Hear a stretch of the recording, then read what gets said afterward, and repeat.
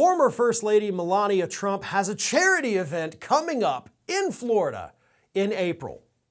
If you donate the right amount of money, you can go to a high tea, which is not as fun as it sounds, with Melania Trump in April. And of course, as she says, a portion of these proceeds, a portion of the money she raises, is going to go to her Be Best campaign, specifically the Fostering the Future, which is meant to provide computer science scholarships to young people who've been in foster care. A noble cause, right? So you pay your money to go to tea with Melania Trump, and a portion of the money either goes to Be Best or Fostering the Future. She wasn't clear about that.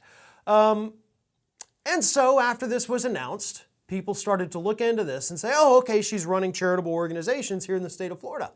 So they reached out to the state office that monitors charities, because if you have a charity here in the state of Florida, it has to be registered with the state. And the state has come back and said, those don't exist. So these charities, one or the other that Melania Trump is allegedly raising money for, aren't real, it would seem. They don't actually exist here in the state of Florida. So where is the money going to go, Melania? Melania Trump might be raising money for charities that she knows doesn't exist, because there is no record of them at all, folks. So I guess you could say that, running charity scams seems to run in the Trump family, right? Eric got pupped a couple years ago for overcharging kids with cancer and taking money from them. So why not? Why not have Melania take money from foster kids who just want to learn computers? So here's the thing. Even if these charities did in fact exist, right? Let's assume for a second that she's not, swindling everybody here.